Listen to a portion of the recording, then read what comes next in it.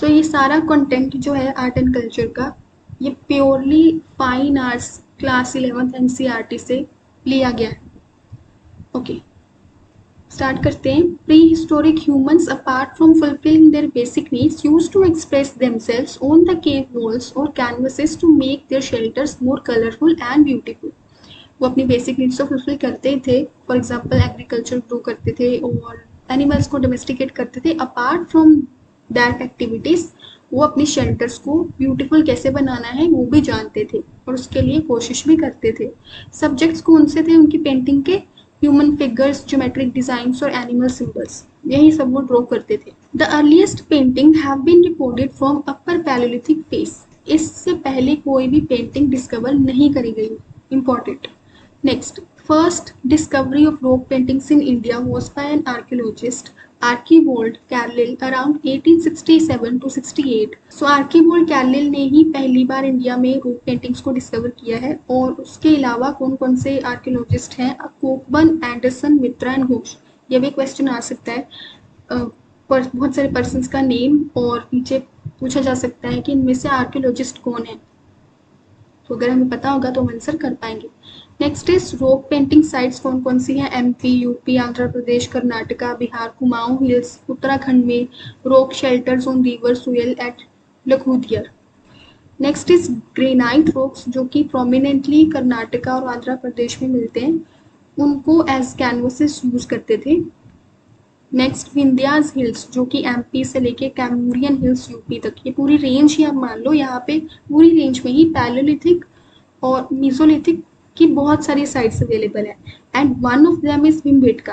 भीमबेटका भी इसी रेंज में आती है जहाँ पे 800 रॉक शेल्टर्स मिले हैं। और भीमबेटका को किसने डिस्कवर किया है? By VS Wakankar. Next, Bhimbetka के रॉक शेल्टर पेंटिंग्स के अकॉर्डिंगली आर्ट एंड कल्चर को 3 फेसेस में डिवाइड किया गया है। पैलियोलिथिक से नियोलिथिक तक का आर्ट एंड कल्चर, उसको 3 फेसेस में डिवाइड करा गया है। First is upper palaeolithic phase, then mesolithic phase and third one is chalcolithic phase. First one is upper palaeolithic phase. Paintings were larger in this phase. Important. Representation style कौन सा था? Linear. Colours कौन से use किए गए? Green और dark red. Animals were huge like bisons, elephants, rhinos, tigers. Human figures like stick figures, hunters and dancers. Okay, next one is Mesolithic phase. यहाँ पे पेंटिंग स्मॉलर हो गई और थीम्स कौन से थे? Hunting. Now what is the unique thing about this phase कि women, young, old, इन लोगों को भी पहली बार पेंटिंग्स में देखने को मिला। ठीक है, इनको भी पेंटिंग्स में इंक्लूड किया जाने लगा from the Mesolithic face itself. इससे पहले इनको इंक्लूड नहीं किया जाता था। तो ये भी बहुत अच्छा मेंस के लिए इंपॉर्टेंट पॉइंट बन सकता है। Okay, depict family life, happy life, cooperation between man and nature. देखो तब भी लोगों को पता था कि कैसे हमें बिना एनवायरनमेंट को नुकसान पहुंचाए कैसे रहना है। Then colours used white, yellow, orange, red, purple, brown, black and green. Next, how did primitive people make colours? Colours कैसे बनाते थे? Very important point. By grinding rocks and minerals. Minerals तो यूजुअली रॉक्स में ही होते हैं। For example red colour कहाँ से मिलता था? हेमेटाइट रॉक से। Then green from chalcedony and white from limestone. ऐसे ही डिफरेंट डिफरेंट कलर्स उनको रॉक से मिल जाते थे।